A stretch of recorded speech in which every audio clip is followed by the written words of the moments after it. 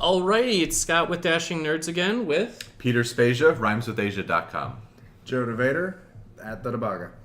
And Ubisoft's press conference just wrapped up, and what did we think? I'm really bored. It was a slog. It was a bit of a slog, yeah. That should not have been a 2-hour-long press conference. Could have been an hour easily. Yeah, I was thinking going in, usually their shows are about an hour, maybe an hour 15 if you're lucky. When we're hitting like the 1 hour 20 point and they're saying, all right, half hour left in the show. Really? Yeah. Okay. But it happens when you have extended demos. Right. When you show trailers and then let's bring someone out to sit on the couch. And the couch, we learned last year, was a terrible idea for EA to bring the legend Pele out. But he didn't really belong on an EA stage to talk about his career when you're there for FIFA. Similarly, this year you had several guests, whether it's LeVar Burton or the producer of the Assassin's Creed movie. Yeah. You know, as much as the South Park guys are great for livening up a show. You know, Trey and Matt, like these kind of things just slow down the pacing, and you could have easily shut a half hour by taking those parts out. But the opening was good. Yeah, the opening, the Just Dancers, as I call them, with Queen, announcing the first weird. and probably only, or I guess Zelda, but probably the only NX title announced with Just Dance 2017. The first mention of NX at E3. Yes. Yeah. And who'd have thought it'd be Ubisoft? The first Amazon page to go up, for Just Dance, like Just Dance NX. I mean, granted, there's still Zelda. But yeah, for a third party to commit to saying all platforms, including NX, well, I think that was their big distinction is all main platforms this year in October, and then, right? NX next year, Right. March, whatever. That'll probably be a launch game easily. Yeah, I mean they would have. I mean, by March, all the other platforms have had it for 6 months at that point. Something like that, yeah. So yeah, it would have to be a launch title. So probably March launch title for NX. Man, you got the giraffe though. You had the lion. the big lion. There's no stopping trippy. them. It was trippy. Yeah. Just stop me now. That was so weird. You're gonna get content ID'd. Yeah, I'm gonna be curious to see who tries to claim that up for Ubisoft's video.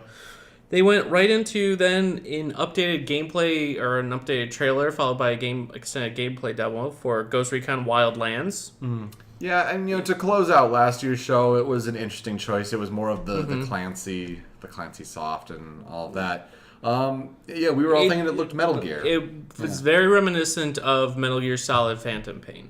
Yeah. That same open world, do missions how you want to kind of thing. And didn't look as good. It looks fun. It seemed like a strange mix of like Division and Metal Gear, like the multiplayer co-op aspects of Division, mixed with kind of the open world do missions how you want to style from Metal Gear. You can see the fun in there, but it's taken away when you have the faux scripted banter. That's not realistic, and it's not Tango the same. down. Yeah, Tango down. Friends. And developers have to learn this. When friends play a game, especially a shooter, we don't actually strategize. It's like, I'll do this, or someone will drive a Jeep into a group of guys yelling, Leroy Jenkins! They're almost saying, you're going to go to the South Building? Sounds good to me. Where are you guys located? We're located southwest of the complex, 8 clicks. And it's like, I get it. You need to curate it so that it shows specific things that you can do in the game, but then you can't also try to make it seem like it's a bunch of friends playing the game. The two are not compatible. Right. It's a game. Don't take it super seriously. Like you are actually trying to take out a Bolivian drug cartel lord who's wearing a supervillain costume. But we learned about cocaine. So we did. Coca. Lots of different uses, from curing nausea to motion sickness and cocaine, apparently. Yeah. I think I agree with Jim Sterling, who tweeted during that, which is, I'm really sick of open world games where most of the open world is grass and dirt and open land. Yeah. Give me something more interesting. Well, speaking of Jim Sterling, he had a great video, and I think it was especially after maybe it was Ubisoft's E3 Link in the down below. With I think it was Rainbow Six Siege or something like that. One of his videos, he was talking about the scripted banter and just like it was a whole video just dissecting how it's a bad idea. So I do recommend checking that out from Jim Sterling.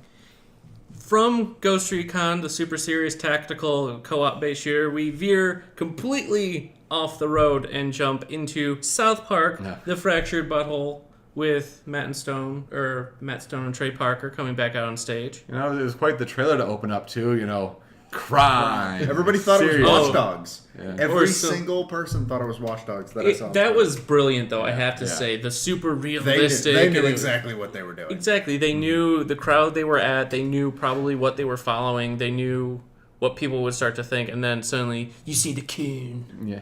I mean, I liked overall the presentation of what they did, you know, showing what's different, you know, more tactical, like the positioning on the battle, and the trailer that took the piss out of the Marvel, the phases. Oh, yeah. Like, great It's stuff. It's a funny angle that they're approaching with the Coon and or the Fractured Butthole. But it stretched on way too long, and Little bit. Pretty much that was a general... My general opinion with everything at this conference is it just overstayed, everything overstayed its welcome. Every single little thing. And when you're looking at Microsoft, the conference before, it's just like this. Just gotta keep it moving. And It's like plan those interviews, those couch interviews, for another time after the show. YouTube's doing an entire thing right now. Where Exactly. There are so many outlets. I mean, this week. Ubisoft's their post show. Ubisoft has a post show. Like, Right. Do a lot of those sit downs there, not necessarily all together at the show. It's like, yeah, it's good to hear from the developers, and they deserve their spotlight for making the games. Yeah. I don't think we're against hearing from them. It's just in the conference, that's not necessarily the place to sit down and have a discussion, a talk with them. Right. Do it at a post show, like Pete, you were saying, and then just make the actual press conference, the trailers, the gameplay, things like that. And I think that would detract from the overstaying the welcome feature and let them have the extended trailers, the extended demos, without hindering the conference flow or structure. Yeah, I didn't have too much of a problem with the longer demos, but like when you start to compound like the trailer and then the sit down and let's show another trailer, and it's like no. Right. They went in and spoke a bit about the Division Underground, the new expansion or the first big expansion for Division coming out June 28th. Showed about 3 exclusive outfits that you can get if you're part of Uplay or Ustore, Ubi Store. Yeah, Ubisoft Play. Ghost Recon, Sam Fisher, and something else. Yeah, one of those. Rainbow Six. Rainbow Six. That was it. But it's all about the 30th anniversary of Right. Ubisoft, their 30th birthday, so like they make a big party, and it's bringing in all those Clancy's. So Yep, and then they announced and talked a bit about the next expansion, Survival. No release date or anything. Survival. they said coming soon, and it's just They didn't really talk much. It's more of a kind of survival situation where you have to possibly scrounge for food or limited resources kind of thing, which seems to be all the rage lately, is these survival games. Then we had VR Eagle Flight. What the a VR generic name. Coming soon. Horse Trot. Yeah, they showed off a very strange, like, capture the flag game type called Capture the Prey, but the eagles could shoot, like, boom bubbles it looked at fun. each other. I do agree with somebody I follow on Twitter mentioned that this should be a Quidditch game. yeah. That would be fun. It looks like it should be a Quidditch game. Yeah, you even say right at the beginning, get the snitch. Yeah. Get the You snitch. even joked about it when it started the demo. Odd to say, to see Palmer Luckey out there, like the CEO of Oculus, and the creator of Oculus Rift, and I guess they're one of their sales guys, whatever. But like, okay, I mean, are you going to talk about like some kind of partnership here? I know you're using Oculus Rifts for your VR showcases, but a little unusual to see. I thought it was there. Exactly. It was unusual to see him there for not an Oculus specific game, like because they announced there that it's going to also come out on VR, all the other platforms, all the major platforms. It seems to be a recurring theme so far because of the John Carmack at Microsoft thing. That's true. Though, maybe VR is just trying to get as much FaceTime as possible, and they don't really care how they do it exactly. right now. Yeah, well, PlayStation VR tonight. Get ready. Yeah.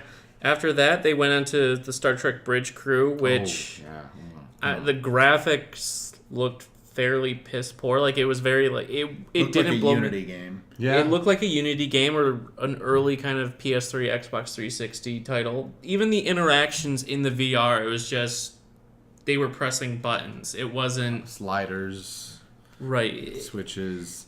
You look, I totally get where they're talking about how the fantasy has always been there. I mean, Right. my brother and I, we watched the shit out of Star Trek: The Next Generation. Pardon my language, but still, like they're totally right when it's the fantasy's always been there, and yes, the technology has been waiting a while. But I think when you have a brand attached to it, maybe they should look at it and be like, "Can we do better?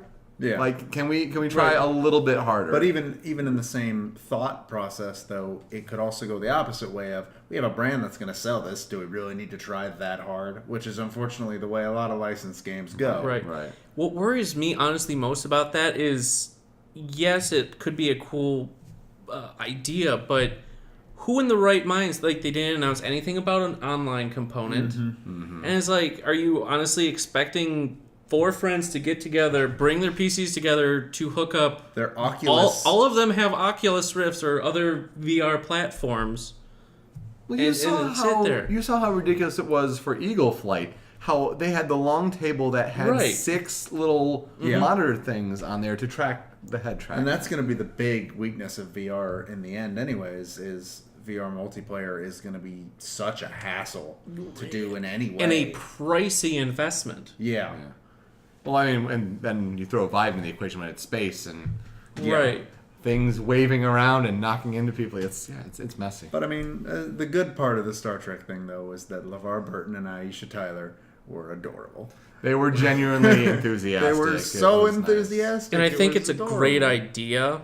I just think, like Execution needs some work. Execution needs to work. They need to hopefully improve the graphical looks of it. Mm-hmm. And they felt it was kind of misleading in the little trailer they did, how they just subtly hid all of the big PC towers behind the chairs they were all in. Yeah. It's like, come on now. You know, the one really uneasy feeling I got watching it, especially with the graphical fidelity, was there's one shot like where they were like, there's an arm and it was moving up a slider. I'm like, that almost looks like Job Simulator, like bit. like a joke. So you know, it is early for VR. These things will happen. Right. They then went into For Honor. They showed off a bit of the single-player component for For Honor. This was the highlight of the show for me, I think. Really? Mine Honestly. was South Park, but For Honor I think looked very pretty. Kind of looks like a very pretty, maybe slightly deeper Dynasty Warriors. See, the thing with For Honor, though, is while this was the highlight, and this is the game that I want to try the most, it doesn't seem like it's a game that translates well watching it. It feels like it's a game that you need to play in order to realize that it's good. And I don't know if it's good. It Right. could be awful for all I know. I've never tried it. But, like, it doesn't... It's very boring to watch. It reminded me a lot also of Rise. Yeah, like Rise you had Sun mentioned. World. Yeah. Yeah, It's like, oh, it's pretty. when arrows are coming in and you have this big armor. And last year, For Honor was interesting because they were talking about the one-on-one combat and you're using the right stick. And now, when I get that you have to have maybe more of a campaign sort of thing. Maybe it'd be interesting. Well, they set up the villain, this Mysterious. I can't remember. I don't remember. Can't her name. even- Apollyon? Something It like sounded that. like an along Eevee those evolution. Kind of, yes. Vaporeon, your enemy. But with the 3, sort of warriors. I mean, if you have 3 different campaigns, maybe that'd be cool. And they sort of half-heartedly confirmed that you might be able to play as hinted as a fourth. woman. Because Yeah. one of that knight in Sure. the trailer was a female. I feel like it's going to be a create your own character, and then that's Probably. because they just refer to the Viking that they showed as the Raider. Yeah. Right. You know. But yeah, turning it into more of a hack and slash sort of thing with the attempted, breaking the right analog stick up into thirds for their attacks into a In hack and blocks slash. and things like that.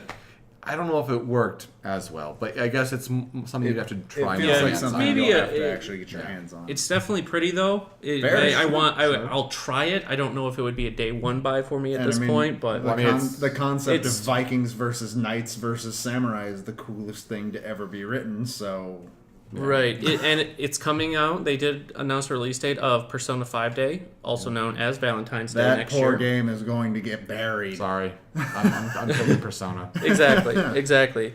After that, they briefly talked about Grow Home is getting a sequel coming out in August called Grow Up. I should probably Where- play Grow Home now. You're a robot. You're Bud the robot Yeah. trying to get to the moon. Trials of the Blood Dragon, which is Ooh. currently out now. So if you're into Trials Fusion, Mixed Yeah. reaction I Try. saw to that one because a lot of people were hoping it was going to be Blood Dragon 2, mostly. You know, we were thinking last year with their expansion with the rainbow and the cat on the motorcycle. Right. We were thinking like, oh, during the trailer, like, is this like Blood Dragon? And we were disappointed. So it's almost like they listened to that and then whipped something together. mean, the it- intro it was the fits. weirdest thing. The intro was the weirdest thing. yeah, with Yeah. the WWE track suits and intro. That was I'm the president of Finland. Finland. very surreal. yeah, that was kind of weird. Then they randomly brought out the I think director, it was Oh, the he director. was a producer. producer of Man, not the even Assassin's director. Creed Yeah, movie. so it's He like, and showed a trailer. They I showed mean, DVD extras. yeah, of the you got Assassin's Creed DVD movie. extras of a movie that's not out yet. So yeah, not Fassbender, not the director, not Marion Cotillard, who could have provided a different perspective. Yeah, the producer, because I guess who he's tied obviously he didn't play the games. with, no. Yeah, no. Like these He people that looked make like- movies and things is like He looked like he didn't even know where he was. he wrote a Cliff Note. He probably read a Cliff Notes version or a synopsis provided by Ubisoft of the games. I think they do want to just provide Or some gameplay. sort of legitimacy, because like, oh, and he worked on Right, Raiders of the Indiana Lost Ark, Jones. Indiana Jurassic Jones, World, I think, Yeah. was one of them. Back to the Future, like, yeah. Right. Then they went more into detail with Watch Dogs 2 and their exclusive Time DLC partnership with Sony. And movie. And they're doing a movie too. They're- Watch Dogs 2, like, yeah, I was someone who bought into the hype of the first one when you found it to be all fake. I bought the game day one. I haven't played it because it really got all those middling reviews, and I was playing other things at the time. This one, like, they seem to have made a lot of good improvements. It looks really cool, but the problem with that is that Watch Dogs 1 looked really cool until we were playing. I think it. with Watch Dogs 1 though, it looked visually very good. But I Yeah. think in Watch Dogs 2, This is what attracts me unreal. more, it's the atmosphere. The main character seems to have a much better and more And lighthearted personality, and in it's, like a minute, he showed more charisma and personality than Aiden Pierce shows in the entire game. Exactly. exactly, and that's what's more appealing. It's like, okay, Watch Dogs, they lowered the graphical quality, whatever. It's still grounded. It's like, it's actually believable if that's real gameplay. Right. Yeah. And they showed off a gameplay demo. I mean, it looked fun. A lot of cool things you can hack. So, I mean, I'm not hesitantly. I'm hopeful of Watch Dogs 2. I definitely think it's going to be an improvement over Watch Dogs 1. Kind of like how Assassin's Creed 2 was a big step up from Assassin's Creed 1. I think that was what the first Watch Dogs. That's what I've always felt like with Watch Dogs 1. It was a good establishing game for a new IP. It was an interesting idea. The first one was meh. Well, it was yeah. okay. And the first one for a brand new generation. Exactly. It was a brand new generation of console. It was a brand new IP, just like Assassin's Creed was. Okay, it gets some passes. What can you do with Watch Dogs 2? And I think from what they've shown in the past few days with the trailers and the gameplay and stuff, I think they've definitely learned from complaints people had with the Yeah. first game and are improving on it with the new character and things like that. So I'm definitely I'm looking forward to it. Yeah. I'd put myself in that category as well. I'm cautiously optimistic as well, but I'm not going to pick it up at launch. I'm going to wait for as many reviews as humanly possible and word of mouth as well. Sure. Right. Then they their big finale was announcing their new IP Steep. Something from a whole new genre. They're a paragliding, squirrel suit, skiing, snowboarding game simulator thing. And it went downhill fast. And I see what you did there. In the Mont Blanc, they like to say that, produced by Ubisoft's Alps. Yeah, Annecy. Annecy studio. It looked dull. You know, I think for those that have missed SSX, I think that's right up their alley. I saw tons of people that are really excited for it, but at the same time, first off, he tried to pass it off as, it's this new genre. First, those were his exact words, that it was an all-new genre. I don't listen to anything Yves Guillemot says anymore. Like, it's at that point where he... It's a bit... it's fluff. He's like, this is the best game that we have ever made. It will change the face of gaming. And it's like... I'm tuning him out. But like, second of all, as your show closer? Well, that was your show closer? It's because it was new. It was like, exactly. And they've always closed with like new IP or like big new games and stuff. Last year was Ghost Recon. And in regards to the SSX angle, I think what really attracted to people to SSX was kind of the more arcadey aspect. I know I have some friends that loved SSX, Tricky, and 3 and things like that, and they loved like how kind of crazy and the tricks you could do. This one seemed not simulator based, but not arcade. Yeah, more based realistic. More based in the real. They seemed more proud of themselves for the look of that mountain view. Like they showed so many clips of the paraglider just kind of hovering there. And that looked so boring. Floating. They were getting a combo multiplier for that. And just the mountains. And it's a visually beautiful game. The tech behind it is very, very impressive. Was that part of the Snowdrop engine?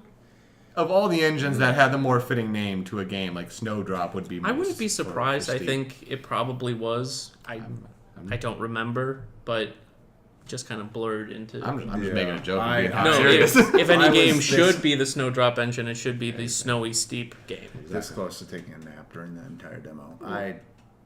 And it was also very long. I mean... And it's coming... It is coming in December. We did get a release month for it. Right. I mean, you got to stay away from December 6th for South Park, but... Yep. It was an unusual show. A long show. Too long. Definitely way too long, and with that, I'm going to give it a C-. Yeah. Because there were things that I did like about it. It was so close to middle of the road and checking a lot of boxes for me. I mean, good to see South Park and nail down those dates. I was pleasantly surprised to see a December release date. I mean, for so many games that slipped to next year, they seem to be well along. I'm excited for Watch Dogs 2. So a lot of these boxes get checked, but the pacing and the length, I mean, it wasn't, D level to me or anything like that, but I'm going to say C-. It took some hits because of its structure and pacing. Yeah. I'm also going to go ahead and agree with C-. I mean, For Honor looks fun. Watch Dogs 2 looks interesting, I guess, but they lose a bunch of points for... I wanted to fall asleep during most of that, and every single game overstayed its welcome, like I said, so I can't really give them all that favorable of a score. I'm going with C+, just because, Steep was the main thing that really kind of tuned me out to the conference. It really, but South Park, I thought having Matt and Trey back on looks fantastic. The new games they showed off, how they're doing with that, looks a lot of fun. The Ghost Recon, while it does look Metal Gear Division-y, it still looks like a lot of fun. It does, yeah. Depending on just how much they populate also in the game. But it almost reminded me of the old Mercenary series. Okay, I can see a that. bit. Yeah. But I'm excited for that. The Watch Dogs 2 looks fun. The VR... I'm excited that they're doing stuff with VR. Sure. I'm not. I'm hoping that Star Trek Bridge Crew ends up better, or it has online play or something along with it. Yeah, if you improve the graphical quality, at least have something set your era of Star Trek. If you're advertising these give different me Picard. Let me pilot it or be a part of the bridge crew of the Enterprise E. That I would the bridge that they showed look almost like sterile and not based off of any. It was the era at all. J.J. Abrams reboot. Oof, even that, I wouldn't be able to peg it there. I wouldn't have said it would be that. No, I mean, it's interesting to see Bethesda and Ubisoft present VR specific things, and then like EA like skipped out on that entirely. Yeah, skipped out on everything. But too busy paying $1 million to charity Twice. and sports championships. VR, I mean, back to Steep very Yeah. quickly, just to wrap up. No. I mean, very interesting how, of all the different kinds of VR games, like a action game on a mountain, going down, experiencing that, the rush of that, surprising that was not VR.